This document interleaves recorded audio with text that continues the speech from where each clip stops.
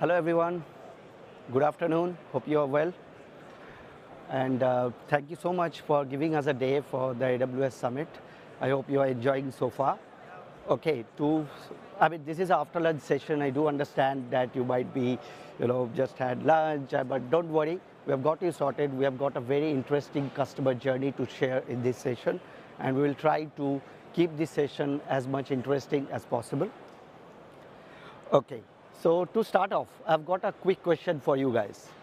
How many of you think that you are able to utilize, or your organization is able to utilize most of the data for data warehousing and analytics? Can you please raise your hands?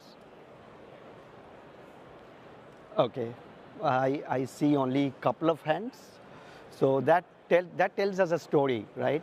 So over the years, the trend that we are seeing is that customers are spending a lot of time and effort to actually collect the data, but they are not able to utilize the data fully for generating insights and drive their business forward based on that insight. And this is our session is all about, right? In this session, we are going to talk about Amazon Redshift. We're going to talk about Amazon SageMaker. We are going to talk you through how you can use Amazon Redshift and SageMaker together to modernize your data platform. And to make this session more interesting, we have got customer Barclays Bank who will share with us their journey of modernization on AWS and with Amazon Redshift. Myself, Sudipta, I'm a senior Redshift solutions architect at AWS, and I'm very pleased to be joined by David Anderton, who is a head of data enablement at the Barclays Bank. But David is going to talk to us about their journey of modernization of their data platform with Amazon Redshift. And I'm also very pleased to be joined by Ben Horner. Ben Horner is my fellow colleague as a senior solution architect at AWS. Ben is going to talk about the new generation SageMaker. He's going to talk about how Redshift and SageMaker can be used together to innovate and to evolve your next generation data architecture. Okay, so just a quick one, right? So data is changing the way we work today, right? If you think even 3 years back, how much data you had in your phone compared to how much data you have today, you'll probably understand how much we have evolved. So according to our data shared by IDC, more than 90% of today's data is actually generated in last 2 years. So until few years back, when we used to talk about data warehousing, analytics, we used to talk about hundreds of terabytes, and structured data. But now we are talking about petabytes to exabyte scale of data, more real-time reporting, and all of that, because data has changed the way we work today. And more interestingly, what we have learned from a study that Accenture shared with us is only 32% of all the organizations are able to utilize that data to understand the true potential of their business. So at AWS, we always work backwards from the customer requirements, and we keep observing the trends. So the current data warehousing trends have actually changed with the explosion of the data, right? So as we are now talking about data at a petabyte to exabyte scale, the governance has become really, really important. If you want to expose this data to more and more personas in the organization, you need to have really solid governance on top of your data foundation layer, right? So that is one of the major trends. We are also more and more seeing that customers and organizations are actually asking for ease of use. So customers, since they have a lot of data, they just want to ingest the data at scale and analyze the data as fast as possible so that they can drive business insight without spending time on processing the data and doing a lot of background work on that data. So self-service analytics, near real-time reporting has been a key ask from our customers. And while doing all of that, as you know, cost is a very critical driver in today's world. Everything is so much cost-driven, so customers are looking to do all of this at a very minimal cost. And that's what exactly Amazon Redshift offers you, right? Amazon Redshift is a cloud data warehouse at AWS, which exists for 13 years now. So we are the first cloud data warehouse. And if you have a requirement of analyzing the data at a petabytes to exabyte scale, perform the complex analytics operations like, the complex analytics operations that you can think of, like aggregation, filtering, drill down, roll up, and all of that, Amazon Redshift is the data warehouse for you. Amazon Redshift is built on a very optimized storage layer. So compute is separated from the storage. It is an MPP data warehouse. Data is stored in columns and 1 MB blocks, really designed to give organizations the out-of-the-box performance at the scale, right? So Amazon Redshift at the center allows you to build a very strong data foundation. You can ingest all types of data in Amazon Redshift, including batch, real-time, near real-time, and data from third party. And you can utilize this data better for all your analytics, machine learning, and generative AI workloads. If you're thinking about how do you migrate today, or it might be complex, you are not alone, right? So there are tens of thousands of customers that run their data warehouse on AWS, and Barclays is one of them. We will learn shortly about their journey, how they have optimized their data architecture with Amazon Redshift.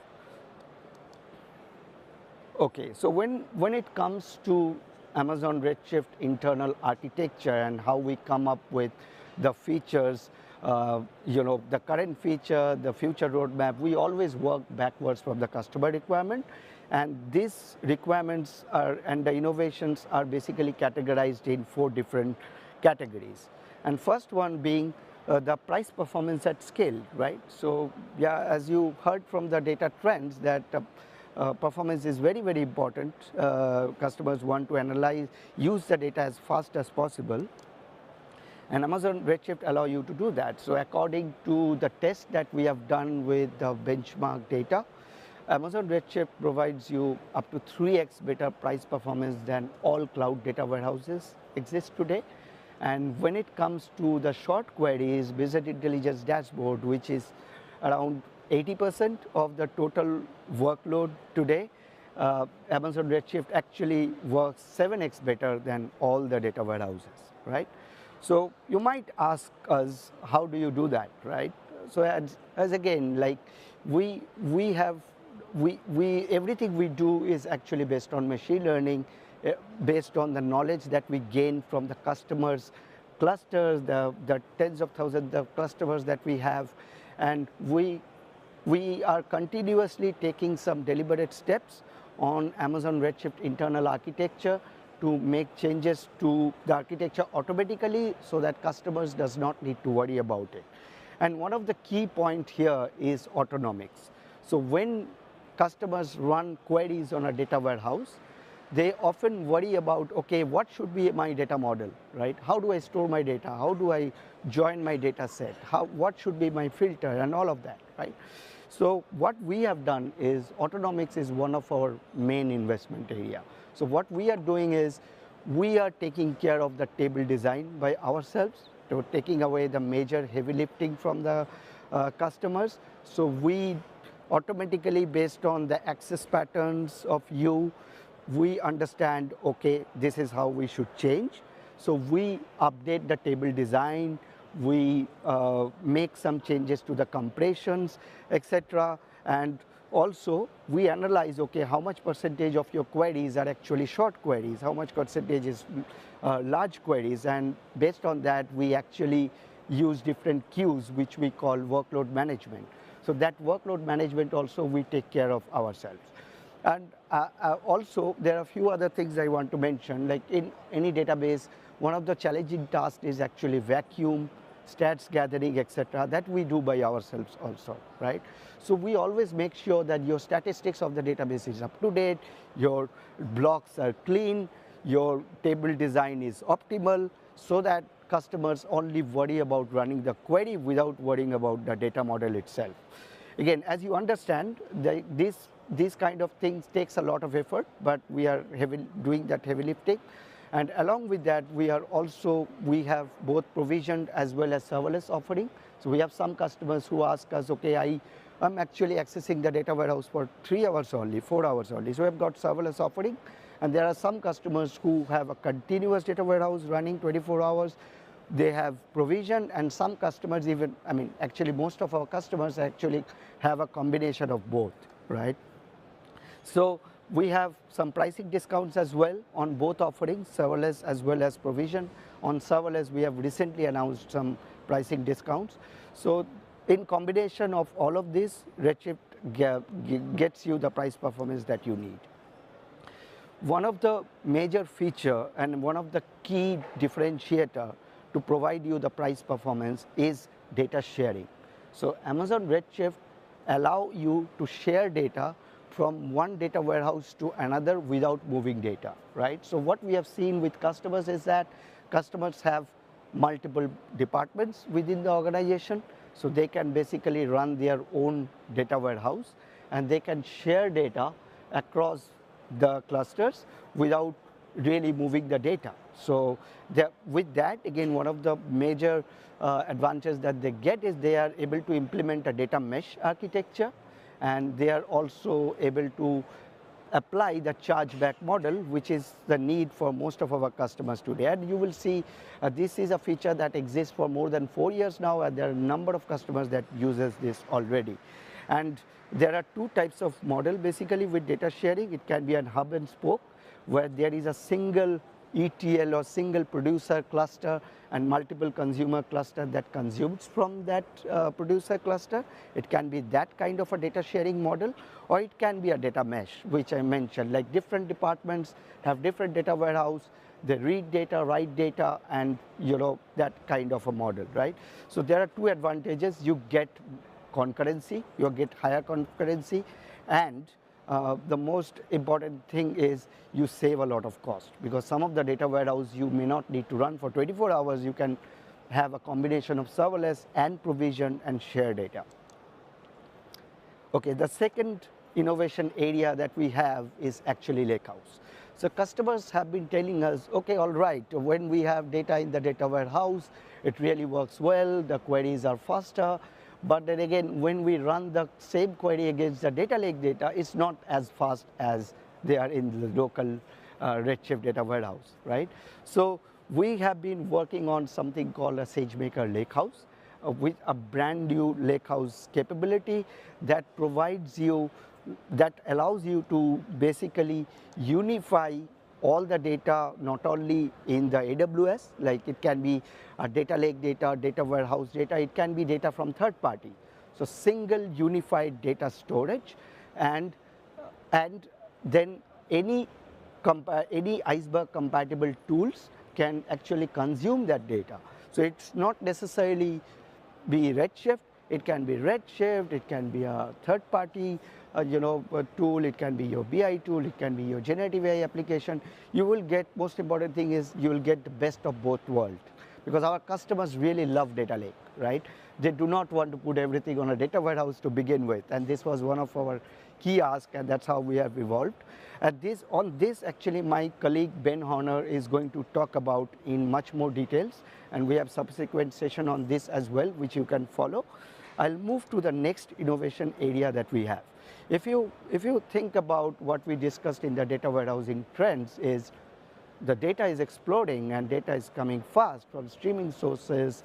Your mobile phone, you are scrolling your phone and sending a lot of data, right? And there is more and more demand of real-time and near real-time reporting with data warehousing, right? But with structured and semi-structured all type of data. So this is one of the investment area that we have been working on from past few years already, right?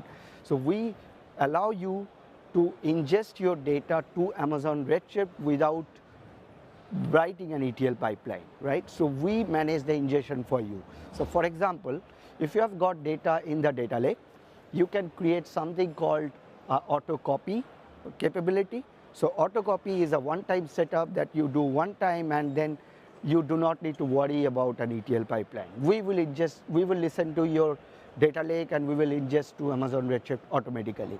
Same goes with streaming data. If you have got data coming in into Kinesis, Kafka, one of your streaming sources, then as soon as the data arrives in the stream, it is ingested into Amazon Redshift automatically, right? The same goes to transactional database. The transactional data is very important for near real-time reporting. If you want to provide that capability to your end users, again, this is the zero ETL capability allows you to ingest data from transactional database to Amazon Redshift automatically. Not only that, customers have been asking us about the third-party data as well. So with the integration with Amazon Data Exchange, customers are able to analyze that data as well, combine all of that data together, build a strong data foundation on Amazon Redshift, and query that data, use that data from multiple engines, BI, ETL, machine learning, generative AI, etc. And one of our major investment area is generative AI, right? We are in 2025 and there cannot be really any session where, in AWS at least, where we don't talk about generative AI. Generative AI is basically integrated in everything that we do in AWS, and Redshift is no different, right? So customers have been asking us, like, they want to utilize all of that data. They don't want to limit the access to the data only with the data warehouse professionals or data engineers. They want to provide this self-service capability to any persona in the organization, right? So we have come up, the video that you see on the screen is, we have come up with a capability called a generative SQL last year. So what generative SQL does is basically you ask your question in natural language about your own data, and Redshift automatically generates a query for you that you can execute to get the results, right? So imagine you might be having a very complex data model, and you might be asking a question which requires to join multiple tables. It can become a very complex query. Redshift literally generates a query in less than a second, right? So this really helps different personas to improve a lot of productivity, save a lot of time, and this has really been a game changer. We are getting some very positive feedback. If you want to try it out, please try it out and let us know if you have got any feedback for us.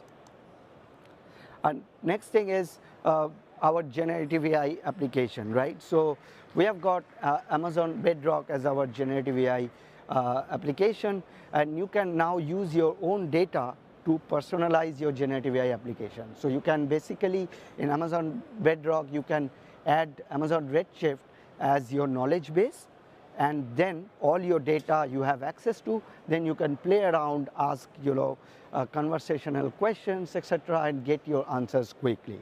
And this is again a very game-changing feature. A lot of our customers are already using it. And in Redshift, we are actually using machine learning from a very long time. So you can simply write SQL commands to create a machine learning model.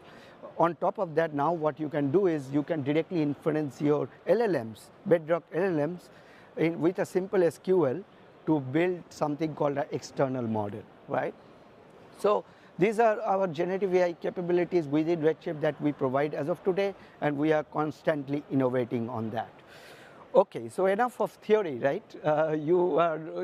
Let's hear from the customer themselves about their journey of modernization with Amazon Redshift. I'll hand over to David. Thank you, Sudipta. I'm David Anderton, Head of Data Enablement, and I work at Barclays. So I've been asked to talk to you a little bit about our journey into the cloud and modernizing our warehouse. So I'm going to cover a few things here.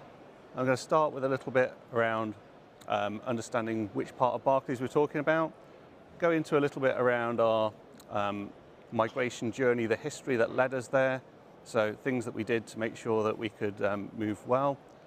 We'll then look at what we actually did in terms of our migration itself and some lessons learned.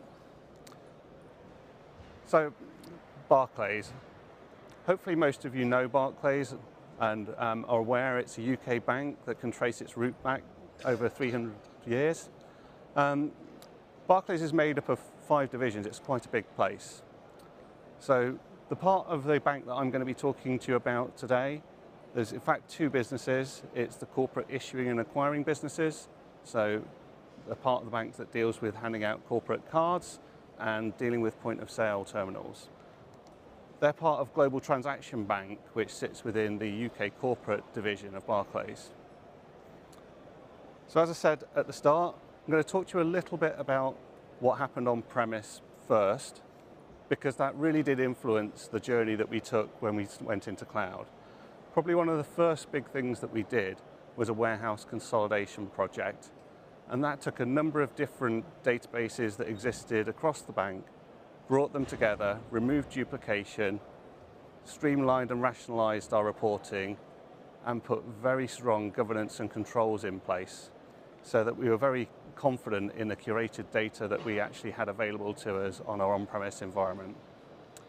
The second thing that we did before we took our journey was we did a tool modernization exercise and moved from having a large number of tools running little pockets, brought them together and consolidated into a smaller number of tools so that it was easier to then plan our journey into the cloud.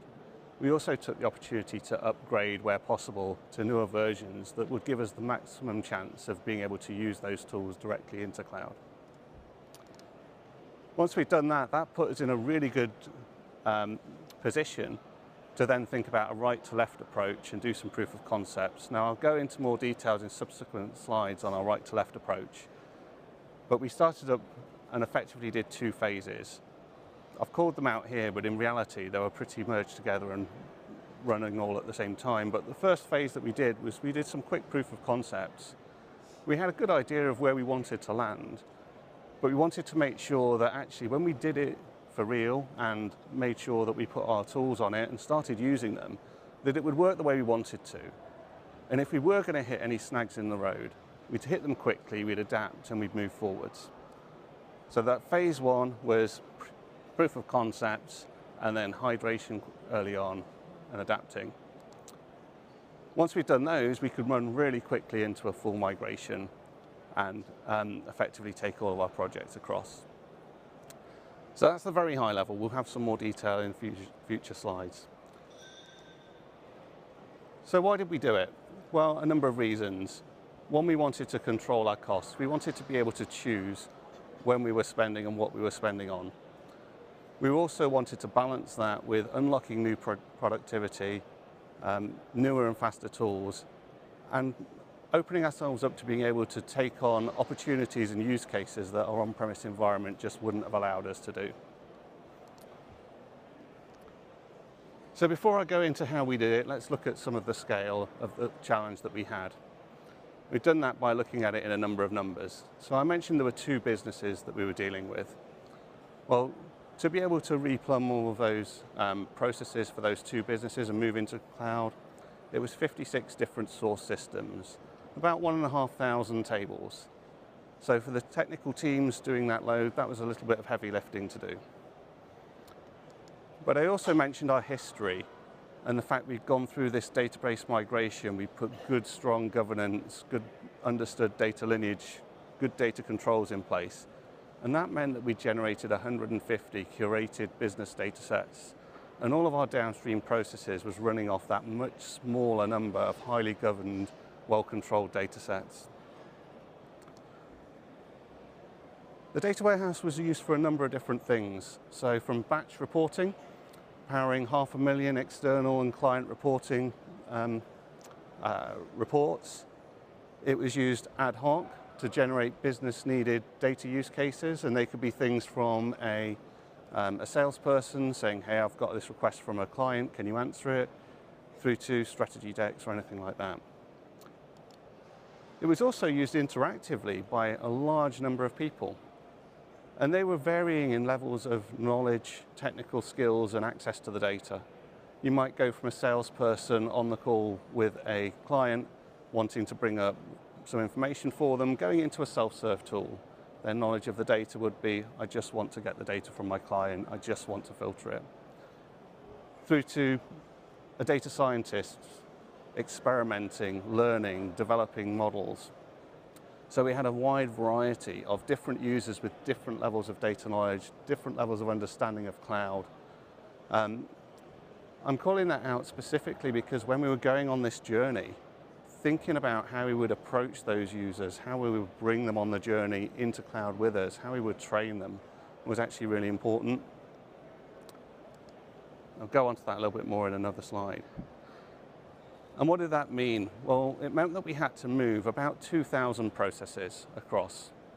And just to give you an idea, the on-premise warehouse, before we moved it, was dealing with about 6 million queries a year. So we've talked about the size, we've talked about the relative complexity. Let's talk about how we did it. So I mentioned before about a right-to-left approach. Effectively, we had our data warehouse running on-premise, and our data was going from the source systems, which you'll see on our left, flowing through to a base area. A base area is not transformed data, it's pretty close to what's in the source system. And then we have all the derivations, transformations that come into the prepared layer. And it's this prepared layer that was driving all of our downstream usage. Okay. So the first thing we had to do was we had to set up an AWS environment, which we did. We've got AWS Redshift on there. The next thing we did was we said this good, well-governed data that we've got, we're going to put it in AWS. But we're not going to put it in just once. We're going to put it in and we're going to automate it so that every day, as soon as it lands on our on-premise system, it also gets shipped into AWS. This was a small number of tables, remember 150 compared to 1,500 at the source system layer. And what that meant was that we could then point our tools at that data, start using it, start doing proof of concepts, figuring out if we were going to fail fast.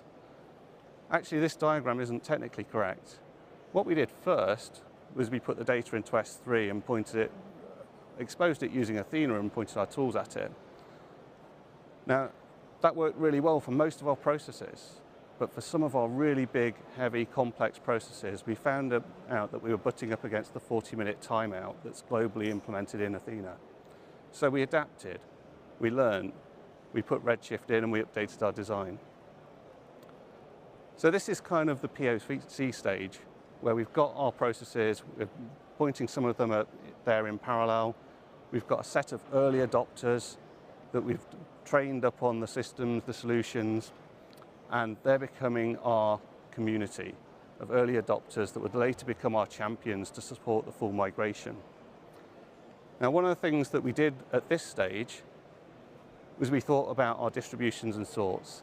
Sudipta mentioned earlier on in his presentation the autonomics and how it can come and streamline some of the distributions and sorts and optimize your tables for performance. And they can, and they work really well. They need you to actually use the data in order to learn how you're using it and get that best performance. And we wanted these early adopters to get really good performance straight from when they first used it. And we knew our data. So for these ones, we explicitly chose to set our sorts and our distributions manually to give the users the best experience when they first came onto the platform and get them excited about the journey that was coming ahead. That also meant that we needed to give them a little bit of knowledge around what sorts and distributions were. This was a new concept to them. For some of our users that were really technical, like our data scientists, going through and using the default training that's delivered as part of AWS was no problem. They had the technical knowledge to be able to take it in. For some of our users that were maybe less data savvy, they wanted something tailored for them that would tell them just the important things that they needed to get the best out of the warehouse, but not necessarily have to go through a whole training program to get there.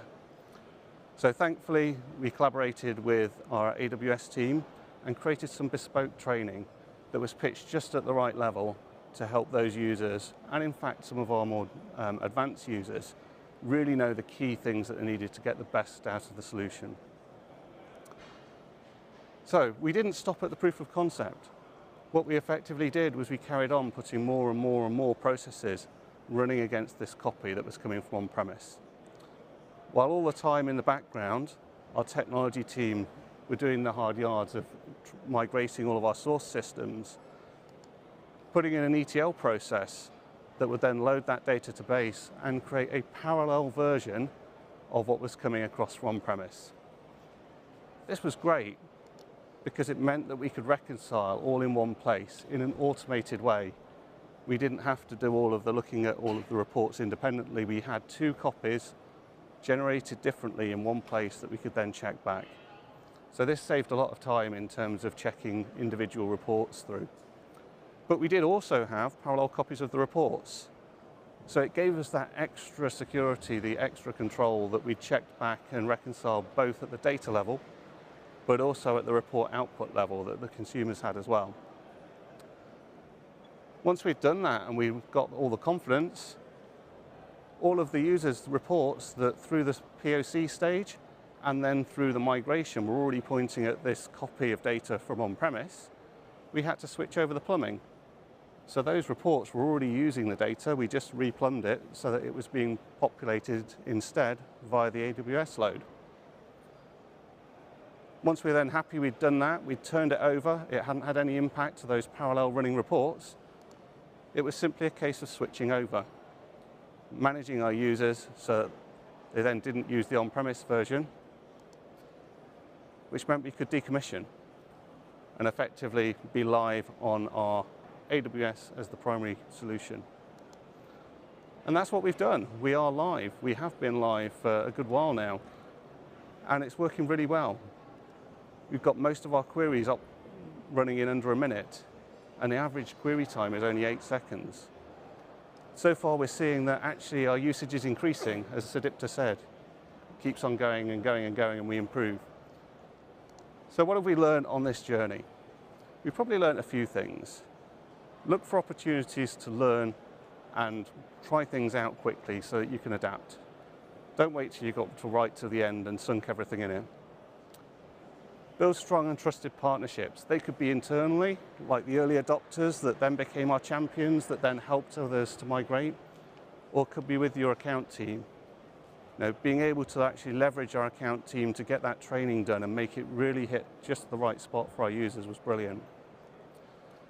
And I guess the big one for me is where you know your data well, don't be afraid to set your sorts and distributions manually. If you want to create the best impression for your users as they're migrating, that will really help. So you can always turn the autonomics on to fine-tune things afterwards, but in terms of giving that good first impression and being able to then manage their training, it really does help. So what are we doing next?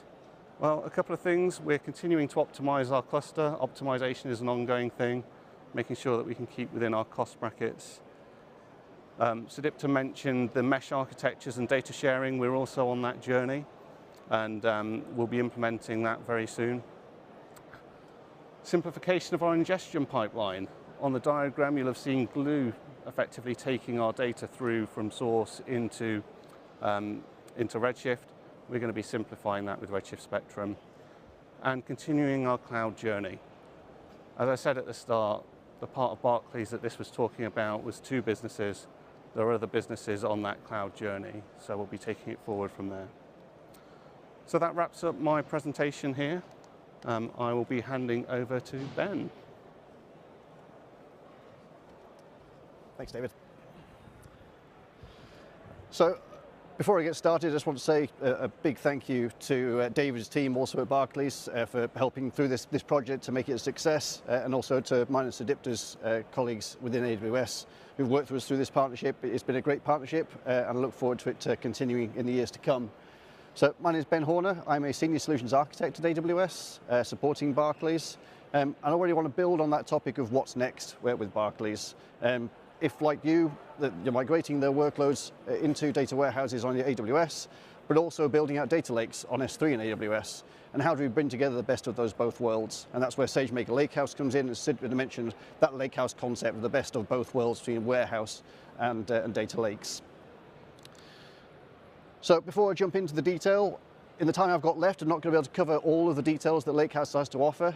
We have skillbuilder.aws. If that's of interest to you to find trading content, then sign up for a free account there. We have content on Redshift, Lakehouse, and many other AWS services. We also have a session in this theatre in a couple of sessions' time. If you look in your schedules for DAT 314, there's a deep dive into Lakehouse. So if you hear what you like in this session, feel free to attend that one later in the day. So SageMaker Lakehouse, what's it about? And conceptually, there's three main points that you need to be aware of. And the first being unified. That ability to unify your data, be it in your data warehouses or in your data lakes, and bringing those together for your users. The concept of open, utilizing open table formats, open source APIs, to be able to then provide a choice of compute layers to access that data. And finally, secure. Obviously, your users want to be able to access that data in a secure way, and you want to be able to manage that with tools that you're used to. And so being able to add that fine-grained access control to that data as they're accessing it through those open layers. So let's dive into each of these concepts in a bit more detail. So if, like Barclays, you have existing Redshift data warehouses in place, be that either provisioned or serverless, you can register those into the Lakehouse, and they are then cataloged within Lakehouse. Additionally, if you want to provision new Redshift managed storage directly within Lakehouse, you can do that also through the same interface. Then, if you have S3 data lakes, that can also then be registered into the Lakehouse in the same way, and then being able to unify those data sets together. Additionally, if you saw our recent announcements at reInvent around S3 tables, and for a brief recap, that's our ability to provide you with a managed Iceberg experience that provides Iceberg table maintenance, metadata maintenance, and optimizations for higher performance across Iceberg. That's also available to pull into the lake. And then finally, the last part you can pull into the Lakehouse is through other federated sources, be it open source systems, and also third-party services such as Snowflake can be added into the Lakehouse, all unified together through that single experience. Then once you've got all that data registered into your Lakehouse, being able to provide open data access. So Apache Iceberg APIs added across those so that your users can then choose the compute layer they're familiar with. And again, similar to Barclays, you saw on the diagrams that David shared, even in his one project, a huge range of personas and that are used to the tools they have. And we're seeing more and more tools now supporting that kind of standard Apache Iceberg compatible API framework. And so as more and more of those tools start to support those APIs, they'll be able to access the data that's stored within Lakehouse. And then finally, but certainly very importantly, is integrated security. So integrating with our Glue data catalog and with lake formation, providing those fine-grained access controls for either role-based or tag-based access to that data to make sure that the right user has access to the right data and no more. And the great news here is with Lakehouse and registering that data into Lakehouse, it is simply just registering the data into Lakehouse. There's no need for data migration at this point. So for users who have existing data, register it, but don't feel you need to make massive changes to your data architectures at this point. Now, as this is a Redshift specific session, I want to make sure there's one key point that's worth noting here, because certainly when I first got hands-on with the service, this multi-catalog hierarchy is maybe slightly different to what you may be used to if you've dealt with Glue data catalog before.